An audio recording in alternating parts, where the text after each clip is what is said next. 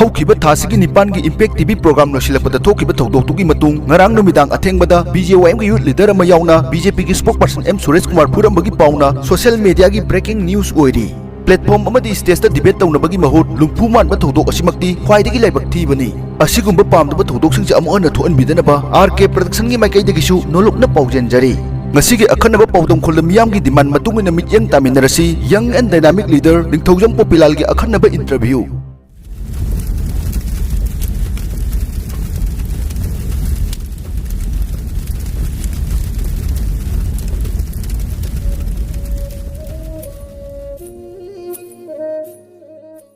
निंगसिंगजब अमा RK production करिगुंबा political organisation अमतग मरी लेनजदे socio political infotainment content creator अमनी मतौ करमने स्टूडेंट लीडर अमदी सोशल एक्टिविस्ट ओरंबदगी इलेक्टोरल पॉलिटिक्स ता संखिबनो हौजिक फावबद करी करी स्ट्रगल थेंगनबिरकबगे मसी अराइब जर्नी दि नते मरमदि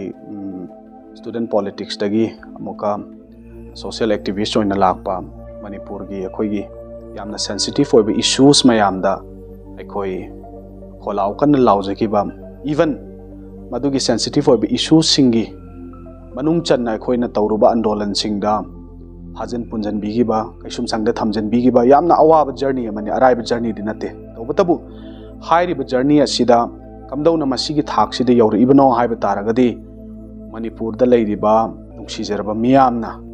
अखोइना तौजरिबा सिबु अचुंबगिदमक्ता थेंगनरिबा लानथेंगसे खंगबिबगिदमक्ता मयामगे सपोर्ट मतेंग अमदी मयामना एंकरेज तौबिबा दुना मरम ओरगा मसिगी थाकता होय लाक्सबनी हाइना हाइनिंगी द इलेक्टोरल पॉलिटिक्स ता खोंगदारकपसि मसिजु अराइब जर्नी दि नते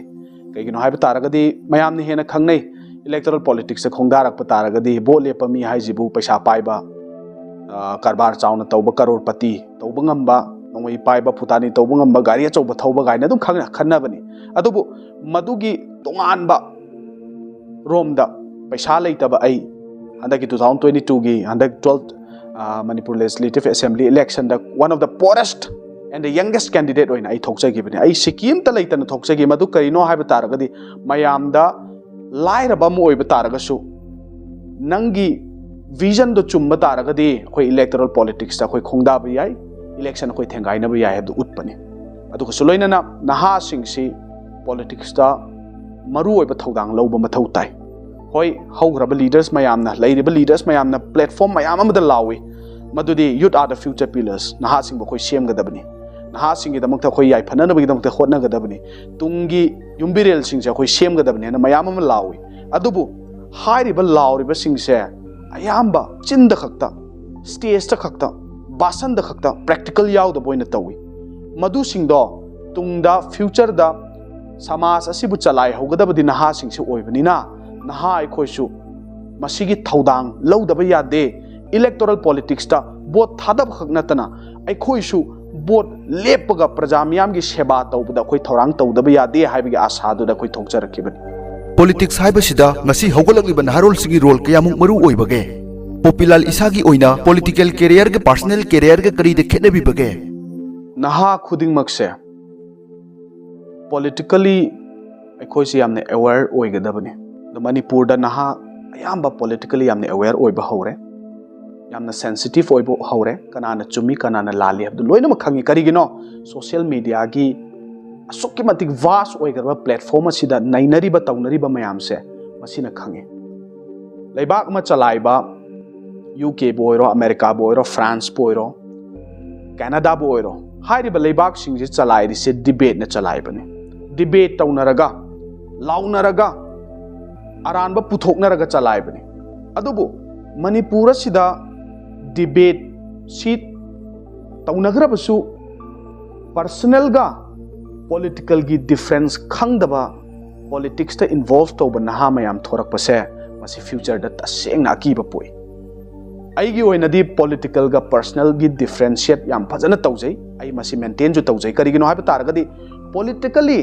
कांग्रेस पार्टी दा लैबना मरम ओरगा आइना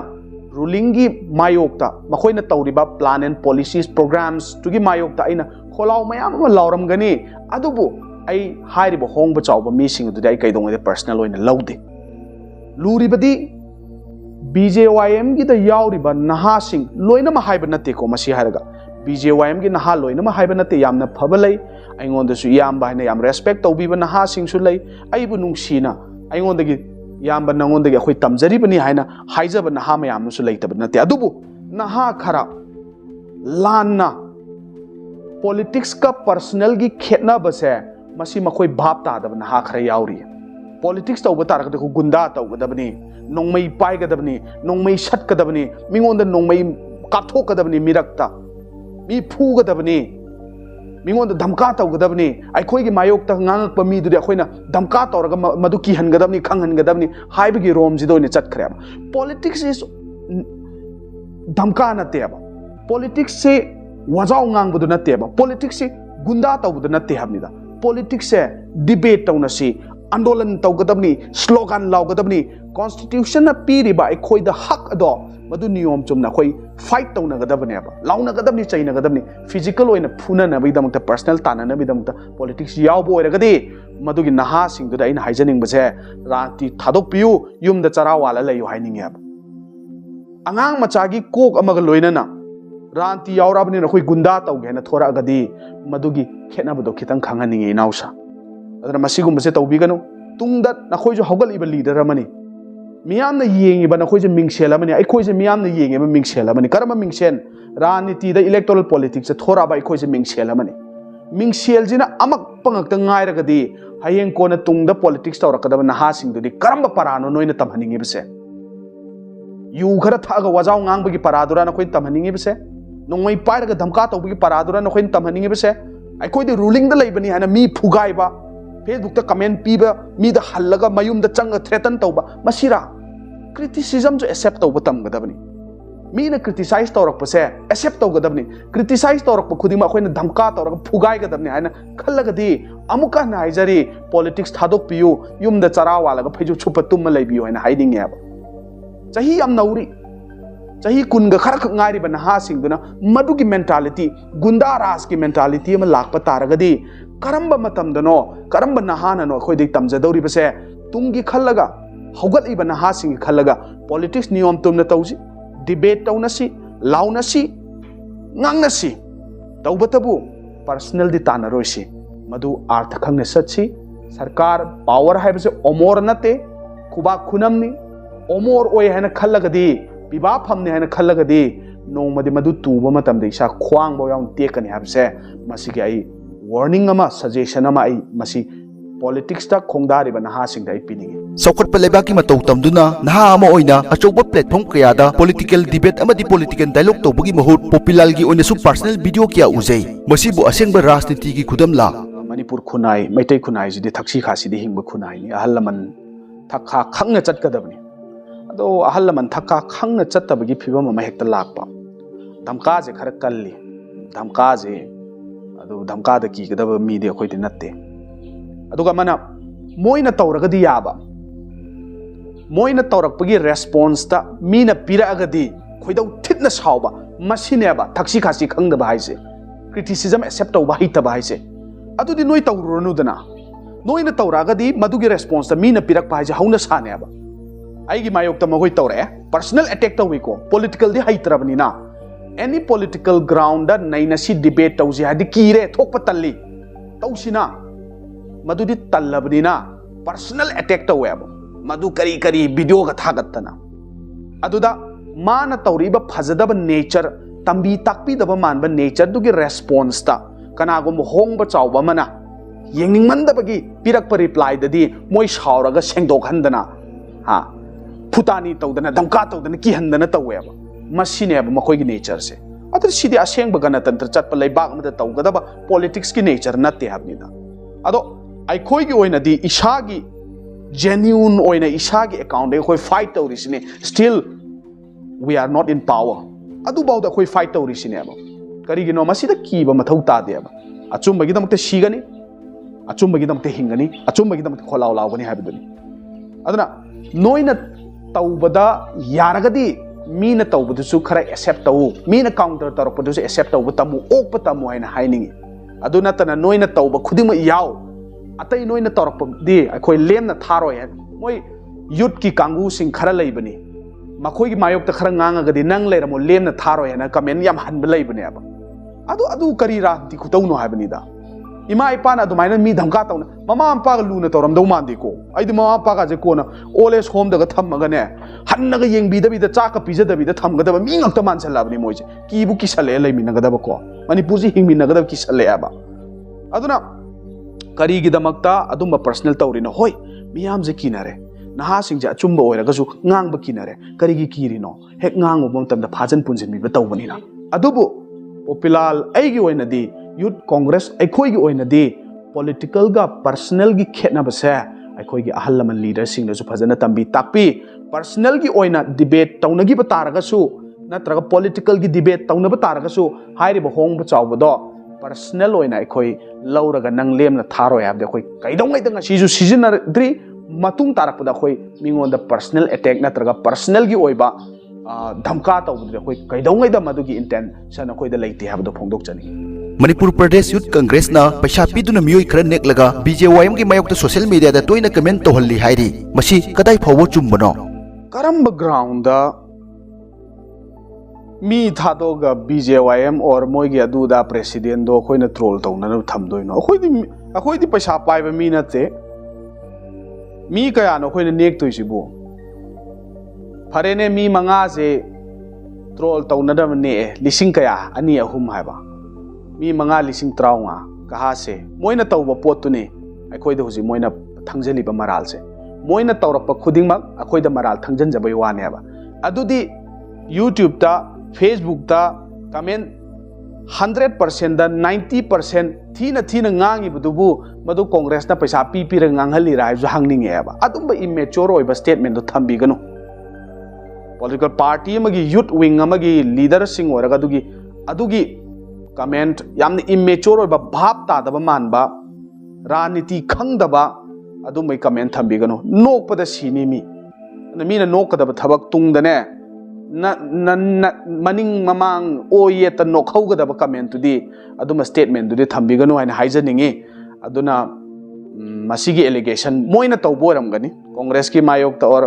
ngangak pasing do moino ina paisa pira tawboram gani no moina tawboni na mina tawboina khalak poram gani aba ade manipur ge praja myam magi mayok ta ngangi ba makoi gi mayok ta ngangi myam je khunek oina khalaga di madudi karamba ground karamba sangsar de hingino aduni criticism accept tawba haite harise criticism je karino bap ta de haise adunia masa do phatrabni na thamoi pukchel je sengdrabni na mi ju loina pharamoi haina khallabne aba nongthakta tinsila mamai da dum tajara leiraba mi ni na maduda khoina awai khum tawju tallida haina deda ngasi lengak sine paikhatliba war on drugs gi matangda youth political leader amoi bagi mityeng haibiyu war on drugs habasi yamna phajaba khunai sibu kannana be damakta chathaba dumba thabak am oigadabani masi irrespective of any political party karigino haiba taragadi drug ki mayok ta lantheng na ba haibase hana BJP na laktringai oragasu Congress na sarkar paida or any form of government leadingai da thaina dagi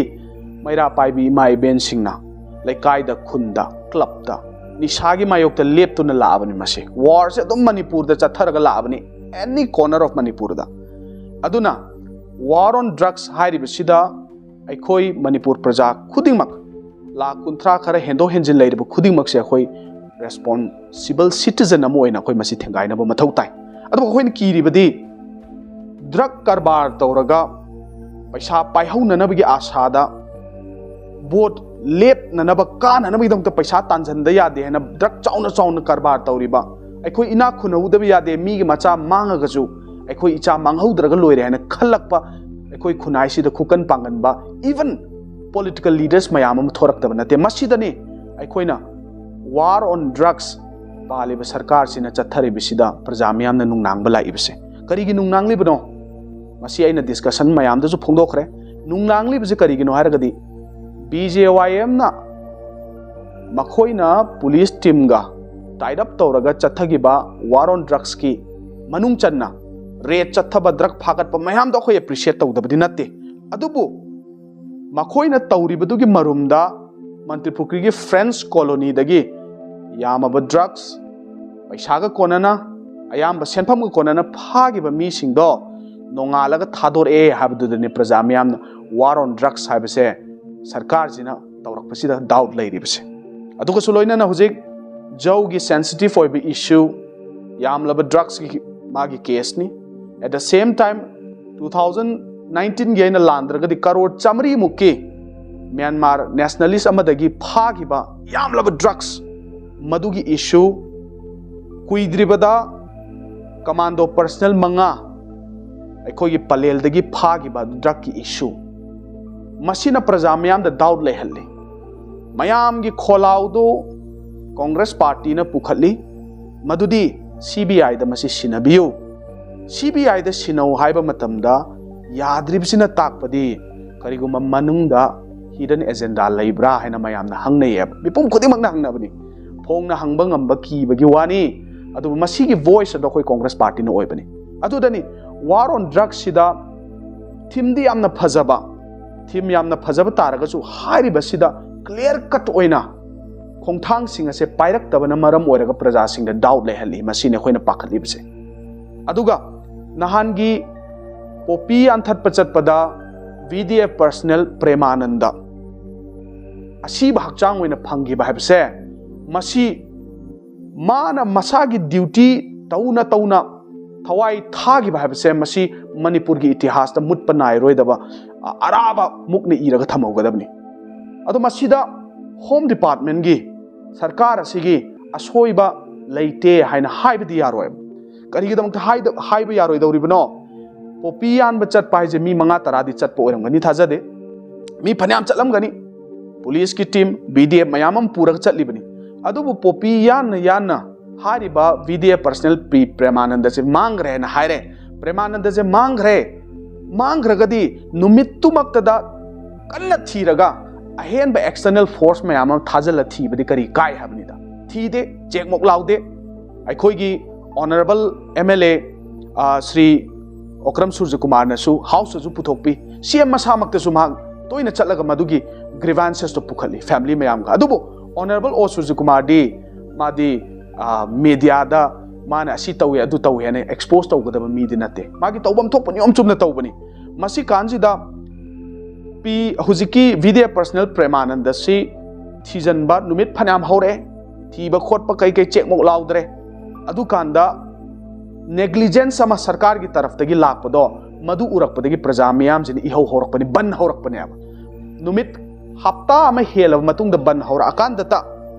सरकारना अहेनबा force थाजलनी हेना थाजलकाना असीबा हक्चांग ओइना फंगबनि मसिनि लाइबक थीबसे अदुददी कनाना वार ऑन ड्रग्स से मसी डाउट लेरोइदबनो हाइना प्रजा सिंग हंगनरे मथंग द BDF सिंग पुलिस पर्सनल सिंग पोपी यान बचलो हाइबा मतमदा मागी फैमिली दुना मागी मचा लेजरिबा नुंगसिरबा मचा सिंग दुना आइगी बाबाजे आइगी ककाजे आइगी इबुंगजे आइगी मौपानुपाजे मसी पोपी यान बचतपद सिगबा तारगदी नंग चलुरनो थबकतो तौबा तौदबा नंग चलुरनो नंगी थवाइने हेना मरु ओइ हाइना हाइनरबने बुजिकसे मसिनि यामना नुंगनांगबम पोइबसे मसी फाउगी थाकता लेरगदी करिगिदमक्ता खोइ तुमिन लेक्शन दौरिबनो सरकार ना असुक्के मतिक सेंसिटिव ओइबे इशू यूनिफॉर्म दगी ड्रग फागलकपा at the same time personnel अमा ओपी यान बचतपदा सीब हक्चांग ओइना फंगकपा हाइबसे मसी तराई लौबा यादे मसी थबक अमा पिसलगा एक्स ग्रेशिया लाख अनि अहुम पिसलगा लोइसनबा यादे हाइबसे मसी सु मणिपुर की यूथ अमा ओइना आइना ngasi थमजरी ngasi social media ki advance oiraba matam sida hogolakliba lamdam sigi youth ching ayamba political issue nainabagi mahut entertainment amadi mukbang lomda loina laisu duna leire adubu naha singna political consciousness leitrabadi development thoina leiroi hiram sida Popilal gi mot phongdok piu hojik se social media gi adukimatic advance oiba matam nina naha mayamna hoi mana pamjabi matungina entertainment da natraga vlog semdana mukbang tawdana jagoi sadana tawpa haise magi personal interest ni adubu aina toina tajai naha sing sidagi bo oiro ekhoigi mature oiraba bhap taraba mi sing sidagi khoina toina tabase haidi I hate politics kaina haibase raniti khoi tuku chai panbirakano khoi haina de ranti di amna motli gaina haibase adum toina tajai eba adubu ekhoina kawroidabase poloida कनाना control तौरी हैरगदी मसी राजनीति जिना control तौरे overall राजनीति जिना politics ने कंट्रोल तौरे पॉलिटिकल पावर हाइबजे मसीदी कनाना जो चांगदमनबा याबा पावर नते अदुक्की मतिक पावरफुल होइबा पॉलिटिकल प्लेटफॉर्म द फंगिबा पावर से मसीगी प्लेटफॉर्म द फंगिबा पावर से हुरान बसिंगना ड्रग कारबार तौबसिंगना मचिन थीबसिंगना गुंडा तौबसिंगना पाइसलगदी ngasai khoi di politics pamde I hate politics raniti di amna moli tukuchai haiba kangu do kana na control torakani huran bana drug karbar tawbana machin thi bana gunda tawbana mihat bana control torak pataba adudi akhoi gi khunai je kamaina orakani adana naha sing please political da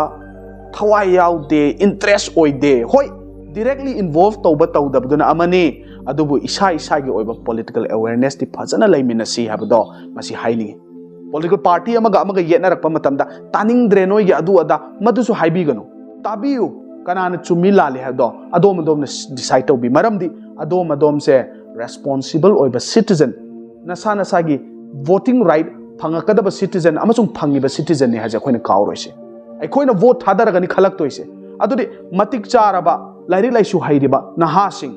gyan leiraba naha sing aduna political tukuchai I hate politics yamna motli adu tawi hena hairak pataragadi huran ba mayam dina ekhoje control to hanse hairibra habdu sahangni da haina ba musulai if you hate politics then you are doomed by bana politics se kaiguma useless oire haiba taragadi ai khoise loire habani aduna political arena se masida bot le pakhaktana politics tawba natte party की organization दा याव बखक्तना politics तव बनते और political platform दा लाउना बखक्तना politics तव बनते अदो नंग आई की society दा कनाना करीना अचुंब तौरी करम्ब political party ना और करम्ब political leader ना अचुंब तौरी हम तो मुन्न खल्लगा नंग आई से मांग थारगा थोड़ा अगर responsible ओइब citizen ओइ मिनरगा ngasi दगी politics दी तुकुचै politics दी हाइना दे हाइबे वाफम से मयाम खितंग side तव बिरगा politics na khoi control tawri banina ai khoi jo achumba decision go loina na politically involved tawdaba yade haibagi rom da mayam se lakpiu haina ai naha sing da pukning thawgachari congress ki oina hoji mla manga khaktani kari basi phibam sida youth congress ki strength kadai phawbu lairi manipur pradesh youth congress committee ki president am oina manipur pradesh youth congress committee yamna strong oina lai numbers ta quantity da mi strong oi base lepa natte मीगी strong ओइबा हाइसिदी लैरिबा खरदुना नियम चुमना गणतंत्र की ओइबा असेंगबा माइथोंगदुगा लोइनना अचुंबगी दमता फाइट तौरकांदा मदुगी पॉलिटिकल पार्टी दो स्ट्रॉन्ग ओइ हैन हाइदोरिबन मदुगी यूथ विंग दो स्ट्रॉन्ग ओइ हैन हाइदोरिबन अदुना नत्रो एमएलए मंगा खक्ता लैबा तारगसु यूथ कांग्रेस ता चाउग्रबा रूलिंग दा लैरिबा पार्टी की यूथ विंग न कन्ने अटैक तौरिबसे फुननबा हाननबा तुकननबा तौरिजे करिगिनो हारगदी यूथ कांग्रेस से अतुक्की मति कनबगिनेबा मसिंगी ओइन होय अखोय चामा चनीगा थोअमदबदी याय अदुबा अखोय लैजरिबा खरसे जेन्युइन ओइना थमोइदगी असेंगबा थोरकपा इथिलदुगा लोइना अखोय लैबाक सिगी दमकता सेवा तौरकपना मरम ओइरगा अचुंबगी दमकता लेपा अचुंबगी दमकता खोलाव लावबदा कीदबसिना मरम ओइरगा मणिपुर प्रजा मियामनजु सपोर्ट लाकपनी हेन हेन कंखलकपनी हेन हाइजनिंगी मसिगी चावरबा क्रेडिट से अखोय पार्टी की लीडर सिंग दसु पिनिंगी पार्टी लीडर सिंग अखोय लैजरिबा यूथ खरसे तोइना कौरगा अफब पाउटाक मयाम मसी तौगदबनी सिददी सिदा अवाय खुम तौनरुनु पर्सनल तानरुनु मीगा खतना चैनगनु अखोयदी कैदौंगैदा थक्सी खासी याउदना वा ngang यादे को हाइना अखोय तोइना तंबी ताकपीबदना मरम ओरगा यूथ कांग्रेस की मेंबर्स खुदिंगमक आई इसामकसु याउना अखोय मसी मेंटेन तौरगा चटननबैदमक होटना जयबा अदुने यूथ कांग्रेस की स्ट्रेंथ सिदी नोंमगी हेंगलई मीना सरकार दा लैबा तारगसु opposition दा लैबा MLA मंगा खक्ता लैबा youth congress से मसीदा इसामक्ता पर्सनल ओइना मैसेज मयाम अमा याम बखोय youth congress से याउजगे याम बखोय याम बगी तुंग इनजगे करिगिनो पावर दा लैतरबा मतम दबाव अखोय की तुंग इनजगे हना थोरी बा genuine ओइबा नहा सिंग दो मदुगी थौना दु दे अखोय थागत तब ngamde अखोय दी security ngak पसु नते अखोय दी युम building साबसु नते चेकपन की wall खाबसु नते हुजाव लोइबसु नते नोंमै पाइबसु नते बट स्टिल अचुंबगिदमक अखोयना फाइट तौरिबसे मसिनी यूथ कांग्रेस की स्ट्रेंथ मसिबु कीबदगी नमजा नमथेक तौननबा थुगाइननबा हातोकननबा फुगाइननबा होनरिबसे मसिनी यूथ कांग्रेस की स्ट्रेंथ अचुंबगिदमक अखोय लेपी लेपसु लेपखिगनि हाबसे हाइनिगे नहानगी डिस्कशन दा इम्पैक्ट टीवी की डिस्कशन दा लोइरबा मतुंगदा अइंगोंदा खुद थाननु तौरिबदो मधु करिगिनो अचुंबगिदमक खोलाव लावबगिदमक्तनी अदना यूथ कांग्रेस यामना स्ट्रांग ओय हौजिकसु यूथ कांग्रेस ता मयाम अमा यावननबगिदमक्ता pareng lengaga leire habsu ai thamjage. Thank you. Telaba Popilal gi political journey sida party toina songlibasi political mature oibagi khudam ama oina uzade karigi damak nahakpu mirai bikraba Congress party da amuk sanglaklibano masigi allegation jigi matang da dabaja talk haina madu da ai phajana clarification pigre ahan badai je student leader moina ai college ki general secretary moina haujare adu hek loibaga social activist oina without kainoga any political party ge affiliate to the bida khoi ihau mayam sagali matam du da PRJA do political party ama oiram badagi makha tana candidate puthok bakhot pa du gil mami legidre pusu puthok khidre adu ai khoina pressure group amo ina PRJA da amo irendroga punna khoi work to minarake political party amo ina idea yaw banate idea dum chatmina bani PRJA gi youth leader amo ina khoi de dum chatmina bani PRJA dagi bol lep na bade khoi tawgib de natte chatmina re palibi sarkar gi asoiba aran bagi mayok ta khoi myam lawi border pillar gi matang da khoi law gi Manipur University gi matang da law gi madudani jail da leiri bese madudani khoi na jail da leigi bese madugi matung da kanna ai khoi gi RPI gi state president oiba Mahesh ibani si tinai phajana ma so ngonde approach yam tawi ai accept tawde matam kuina ai accept kuina tawgide adubo Congress party da thaina dagi ai gi ahanba vote se Congress da thadagi bani oi pabung Dr. Thokchom maina na MP leping ai da MP election de hana thadari mangonda ai thadagi adu kanji da Congress party da aina yawba ngamgidabagi maram je karigino haiba taragadi ai di 2022 da vote lep tawre ab ai vote lepani haina haire but still Congress ki oina di high profile oiba ai khoi gi kendra dagi ex MLA Pabung Devendra leiri ab Pabung Devendra leibanina ticket ki matang da tawnarakpa matam dadi ai je sungphang phangoi hab jai sana du bap ta jayeba bap ta jabdena ai Congress ta ai yawdana leibani karigino ai di vote lep tawri banina adudagi Mahesh ka ibani pau phauno be matungina ibani gi common interest samada marup ki obe interest ta ibani punna strength ama semgat minasi khona si hena haibadagi RPI de yawre RPI athwale se NDA ga chatminaba party amani but still RPI de yawna aina present government BJP ge mayok ta makhoi gi asoiba aranba mayam ja aina expose to ngange madu ngangba matamda party high command de ge aingon de restriction khara laeba NDA khoi chatminabani na masigum masingang haningde adu ba aidi aigi kendra da leiriba MLA du di BJP ge MLA ni aidi ngang batabani magi asoibu puthok patabani adu asoibu puthokanu madugi restriction khara lei masi ngang ba yade haina aingonda akaknaba ground akaknaba platform akaknaba area ma da bound torapududi maduda aina kitang nungai taba ma leigiba aduna maram oraga khoise kuina nungai na daba leitringai da haina aina isana khangna ikui dana ai resign to thokibani ai to e adoi matungda political party amata ka affiliate tawdre laibak phana aina chingnarambado madu pungmang mangraga Pabung Devendra je JDU da change hena changhibani ab pare Pabung Devendra leitragadi Congress sida ai gi room chauna leire Congress sida ai changi yam chauna reception tawbiki kanna walk tawre Congress party gi oina sekmai kendra dadi Popilal natana ticket pina naba kanam ta leitre hena media da su mayam na ngangna khrabane ab ai jo wakhal asa chauna lei khun lei kaida ai gi jaga da mayam gi support na paisa sikim lei taba taraga su mayam gi mateng na yam kanna walk tawgi house to house campaign chathadana khong ne isa yauna kendra sinba thungna chatlaktana mayam am kanna honagi adu last hour da ticket se phangani 99% leiramba ingonda ticket se phangidabani phangidaba taraga su ai Congress party mirai khide still aina pugiba flag to harau na dum pure adum thilami ai amna emotional oigi nungsi gi maramdi aina chauna asa tawramba ma aina phangidabdo adubu mayam na hai mana karigumba Congress ki ticket phangdre haragadi ma tu odana bolepa party do nungsiba taragadi gaina allegation khara tawi ai di boat lepani haina chap yungna lei kharaba mi amani karigumba aina matamdu da boat lepdo leptabida toktho amba taragadi candidate singduna ai je leiraga tokhanba maloidara मदुगे allegation अचौबा मसु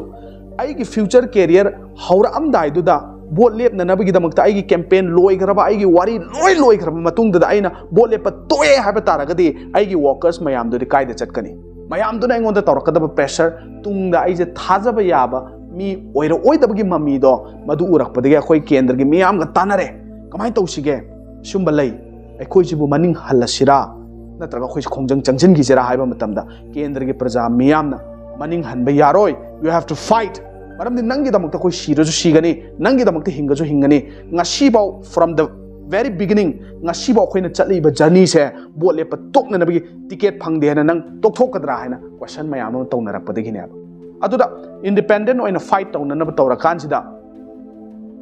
अखोयगी आइगी advisers सिंग ओइरो आइगी colleague सिंग मयाम जे अखोय तानरकांदा पॉलिटिकल पार्टी कांग्रेस का चटमिनबा याबा पार्टी अमा तौसी मदुगी ऑफर मदुगी अपॉर्चुनिटी अमा मदुदा लेपियो हाइना लाए हाइना आइगी एडवाइजर मयाम आइगी केंद्र की मियाम सिना पुरकपदगी एनसीपी दा अखोय चंगजा लेपखिबने कांग्रेस की मायोक्ता अखोय लेपखिदे एनसीपी दा लेपी एनसीपी की पॉलिटिकल अमगी बैकिंग लेत्रगदी अखोय इंडिपेंडेंट ओइना लेपगी अवाबा मदि लाकपनिना एनसीपी की बैकिंग अमदा अखोय लेपखिबने बट सुन मदु लोयरबा मतुंगदा वोट थेंगाइनरे एनसीपी दा थेंगनरे आई फोर्ट ताहौरे without using money and muscle power vote फन्याम अमा आइगी केंद्र की मियामना नुंगसिबिरगा पिबिखे आई हापु अदना आई नंबर ओइना आई माई पाकते ना हाइगिबदि याय अदुबु अखोय याम चावना माई पाखे ना हाइनि मदु लोयरबा मतुंगदा एनसीपी दगी पूरा आदगी डिसॉल्व तौसनग्रब मतुंगदा डिसॉल्व तौग्रब पॉलिटिकल पार्टी दुदाय अदुम लैबा यादबनिना आइना पिङैदगी पामजरकपा पॉलिटिकल पार्टी आइगी आशा मचेन अमा कायगिबा तारगसु मदु मयामदो तुंगोइनरमगा आई अमुका हना कांग्रेस पार्टी दा चंगकपनि नाउ कांग्रेस पार्टी की लॉयल ओइबा वर्कर अमा ओइना आई कन्ना वर्क तौरी स्टिल वर्क तौगिगनी ngasiदी मणिपुर प्रदेश यूथ कांग्रेस कमिटी की प्रेसिडेंट सु ओइरे करिगिनो लीडर्स मयाम की थाजबीबा अमदी आइगी कलीग सिंग अखोयगी पार्टी की एनी आइगी अहलमन मयामना इबोंद थाजबीबगी मसिगी असुक्की मतिक चावरबा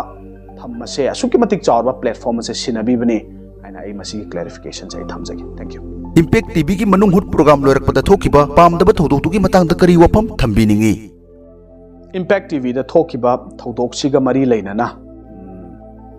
पुलिस स्टेशन दा चला कंप्लेन थांगचरुरे करी कंप्लेन थांगलिनो मरमदि मसी ngasi थोकिबा थौदोक्से अनौब नत्ते ममांगदसु मयाम अमा थेंकांग क्यानो खै थोखरे अखोयगी सर हरेश्वर दा थोकिबा अदुदगी अखोय सेक्रेटरी पी बनकिम चंद्रगी थौदोक्तसु थोकिबा मयाम अमा लैग्रबनि हंजन मखोयदी तौरगा लैरबनिना अनौब पोट नत्ते न हाइनिंगे मी से किहन खांगननबगी होटनबा अदु अखोयनदी कीगदबदी लैतबा करिगिनो गणतंत्र की असेंबा इमेज तुगलोइना फाइट तौरपने कीबम थोक्तब्रा है खाली अदर ममांगदसु दुम पर्सनल ओइबा फोन गा तौरगा दुम धमका तौबा खोटपा अदु मयाम अमा यावे अदुबु आइना तसेंगना हाइबने करम्बा ग्राउंडा धमका तौरिबनो पॉलिटिकल इडियोलॉजी खेतनै हाइना डिबेट तौनै लाउ खोंनै हुन्नै हाइना धमका तौरगदि मदुदी अंगांग मचा ताबगी कोकनि हेनैना हाइबने याम चेक्शन बियु हेलमेट फजन उप्पगा चटपियु गाने याम तौरकपा याम करेमनबसु मयाम अमा यावदबा नत्ते अदे गाड़ी थौरिङैदा गाड़ी तानरकपा मयाम अमा यावखरबने अदो मदु सिंगदुदि आइदि याम का हेना अचौबा इशूने ना खंदे अदो ngसाइना हाइजबदो पॉलिटिकल का पर्सनल की ओइबा डिफरेंस से खंगदबा तारगदि राजनीति तौबा थोरकपै महुत्ता युमदा चरा वालगा लैबियु हाइना हंजन हाइजरिसे नहा सिंग हौगलिबा नहा मयामना ओ राजनीति हाइजिदि फुगाइनबा राजनीति हाइजिदि पर्सनल अटैक तौनबसे ओइरे हाइना तमगिनियबा मदुमक्ति तमहनिंगदे हाबनिदा कांग्रेस की तरफ तगी यूथ कांग्रेस की तरफ तगी मदुमक्ति तमहनदननबा खोय कन्न होटनाजै बीजेपी वाईएम की तरफ तगी ngasibaw मोरल फजन होटनागिबदी याम तांगना थोकप्रा हाइना खल्ली लैरमगनी सु थाजदे ngasi Popilal MPYC की प्रेसिडेंट सु ओइरे पामदब थौदोक खरसु ममांगद उजखरे फिबम सिदा इसागी प्रोटेक्शन की दमक पर्सनल स्कॉट लौबगी प्लान करी लेबगे threaten si mayam laabani na mayam na hai nang security squad lo na nabagi damag apply to haina nahan gi thodok adu da su police na president ki quarter bau thinbire president ki quarter dagi president ki personal escort tawraga yum bau thinbiram bani amna risky di oire ado family sing na su yamna risky oire masi kari upay ma tawbu yai natraga nang tumin leirage ra bau da haire ado ai di tumin leigada banu pa du dai di natte achum bai dam te kholaw law gani siru jo achum bai dam te sigani I don't need any personal escort. I don't need any security. Madam di kay gino, ay gida magti shore lady, ay gida magti achumba lady, ay gida magti sangbidan lady. At the same time, ay gida magta achumba pamba Manipur ki praja miyam ama lady. Ado na Popilal escort darkar tade, security darkar tade habdo sa haini. Aduga, makoy na toy na taw attack taw bada. Makoy laybak ning bayam na shay. Ay na hangjaning badi. Laybak ning bahay si karino. Ay khoi sidi karambano laibak ning bagi certificate chu BJYM dagi law doribra home department de chu BJYM ne hena chawbra question je hangge ba kanagu mo hong ba chawba se laibak ning bani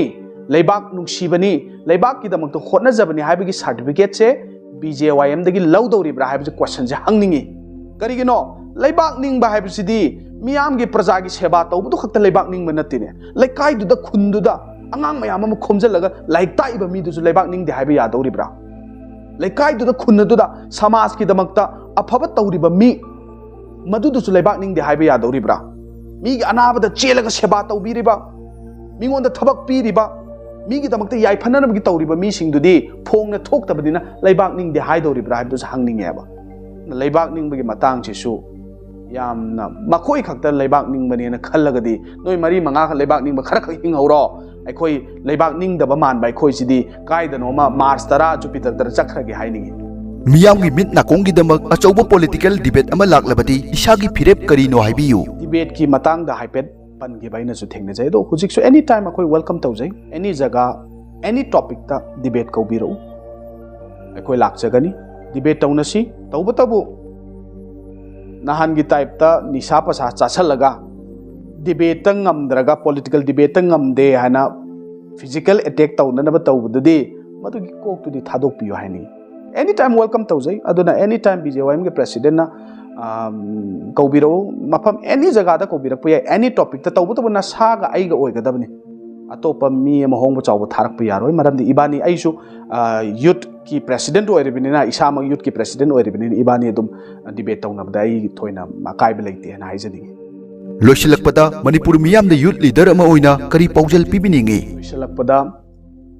iramda Manipur sida kangai pak sida leibiriba jat bijat khaidana ahalaman sing imai ben sing maru mapang sing iche chan sing satra satri khwai pumna bikma phamda ningthaujam Popilal ai hakna youth congress ki taraf tagi mahut sinjaraga message ama pijari karamba message no aikhoi mayam nungsi chanana leiminasi politics rajniti gi asengba achumba aikhoi mayam khangminasi kanana tawribase asengbano kanana tawribase achumbano haibidu akhoi mayam thidokminasi mapan thongda khakta afaba saba mi afabagi maikhum uppaga manungdana hingcha yai tambagi thabak chathariba singse masi akhoi kupna nainaba thidokpagi matam yaure khut yetana mala hukpa oidana hu pijaba kangu se haujik akhoi matam leiringai da thidoga parat tambi hodaba taragadi akhoi Manipur khunai se koi kanglei paka se mutkigani tungda hogalakadabi ichai su mayam mutkigani adu oiba matamda akhoi nungaina kaidongaida lairam lendagi nungaina leiba ngamoi habadu sai haijani aduna akhoi yam section na panglai leiba nataba karamba rajniti dola sina miyam gi yai phanana bidam ta tauri habadu so akhoi thidok minaraga nang aigi khun leikaida